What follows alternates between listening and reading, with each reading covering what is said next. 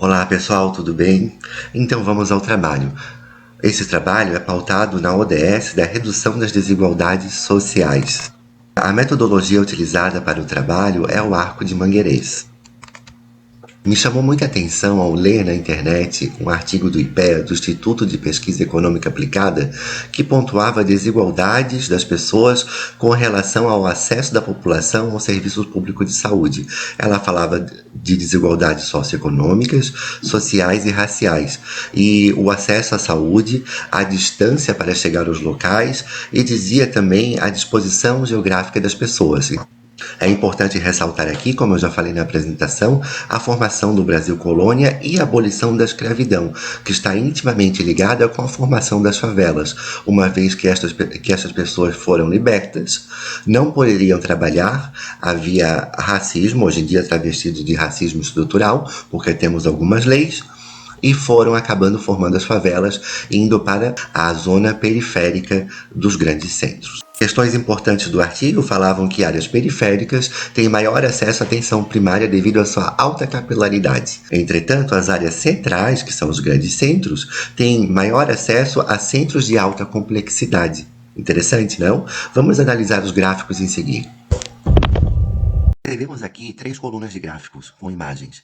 A primeira coluna se refere aos azuis e aos vermelhos, onde os vermelhos são os centros de alta complexidade e os azuis são as unidades de atenção primária, de baixa complexidade.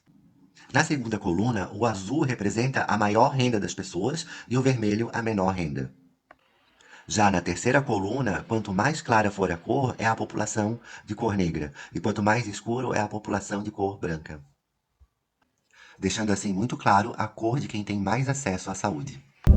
Outro gráfico importante, se olharmos a legenda, o círculo significa as pessoas brancas e o quadrado significa as pessoas negras. Observamos aqui que eles estão sempre em desvantagem em todas as cidades pesquisadas.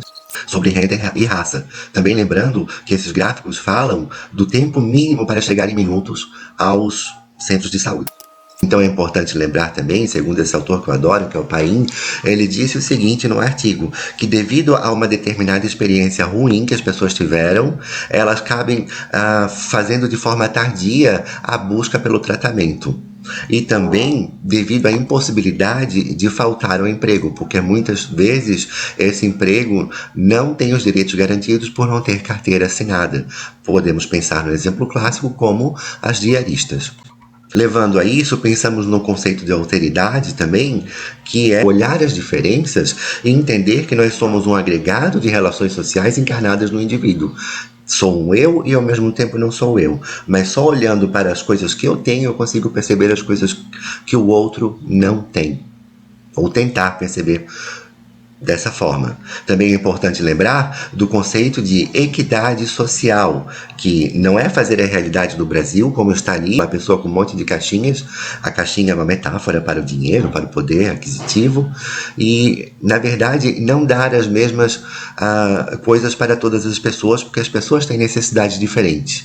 Então, nós devemos tratar igualmente os iguais e desigualmente os desiguais, na medida de sua desigualdade. Só assim teremos a equidade social. Dessa forma, também é importante lembrar que todas as pessoas têm o seu direito garantido de acesso à saúde, segundo o artigo 196 da Constituição de 88. Entretanto, isso não é a realidade como dados mostram. Mas então, qual seria a solução, já que estamos pensando em mobilidade, seriam as frotas de carros que a prefeitura dispõe para levar esses pacientes. Vamos pensar no caso de Itajaí. Ao fazer essa pesquisa, eu descobri no Google, no site da prefeitura, que esse setor está linkado à Secretaria de Saúde de Itajaí. O setor responsável é a gerência de controle e administração de frota, que faz parte do setor administrativo. Ao entrar em mais pesquisas aqui, eu me deparei com uma notícia do jornal clássico da cidade, o Diarinho, onde falava: moradora de Itajaí reclama da falta de transporte da prefeitura para fazer hemodiálise. O que acontece é que ela ficou doente, ela é uma paciente de HIV, teve tuberculose e teve que ficar um mês afastada em tratamento no hospital. Entretanto, ao voltar, ela ainda dependia da hemodiálise na Renal Vida. E a prefeitura informou que não dispõe de carros para que levasse ela. E agora ela está numa fila de espera. E me parece que a fila de espera é um problema recorrente. Se é um problema recorrente, tem fila de espera, é porque tem poucos carros. Ao pesquisar um pouco mais, uma notícia de 2022 falava que a secretaria adquire 2 novas ambulâncias de transporte para pacientes. Um valor exorbitante, como sempre toda licitação, e poucos carros adquiridos. Outra notícia falando em 2023 que o CAPES 2 recebe novo carro para transporte de paciente desse ano. Bom, recebeu apenas um carro. Então, um carro, 2 carros por ano. Entretanto, foi falado que em 2019 a Secretaria de Saúde amplia sua frota com a aquisição de 6 novos carros. 6 carros naquele ano. E falava que no total agora conta com 42 veículos. Vamos pensar do ponto que a prefeitura está adquirindo então 6 carros ao ano. Nós tínhamos 42, né? 4 anos depois, 24. 42 mais 24, 66 carros no total até hoje. Vamos arredondar isso para 70. Pensar que eles compraram ainda mais. Se a gente pensar que a população de Itajaí está em torno desse ano de 264 mil pessoas, dividido por 70, vamos ver quanto é que dá. 264 mil dividido por 70. Então nós temos um total de 3.771 habitantes para cada carro em Itajaí. Parece que não é o suficiente essa frota, então a solução seria realmente comprar mais frotas e que cada unidade de saúde tivesse no mínimo, um carro. Só assim poderiam tentar equilibrar o sistema. Se eu acabar dobrando esse número, vamos dizer que então nós temos 140 carros.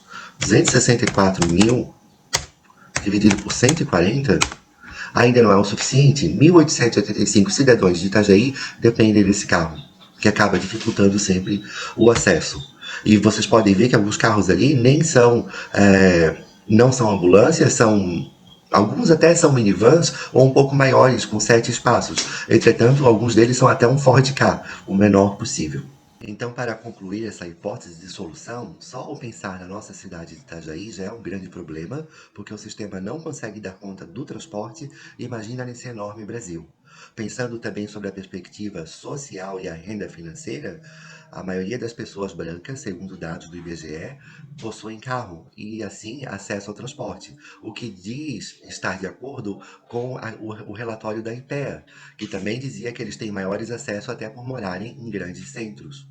Assim, a solução proposta é a ampliação da frota para o transporte dos pacientes. Sendo assim, é importante que nossos gestores passem a tomar decisões mais assertivas e que atendam realmente à população que realmente precisa.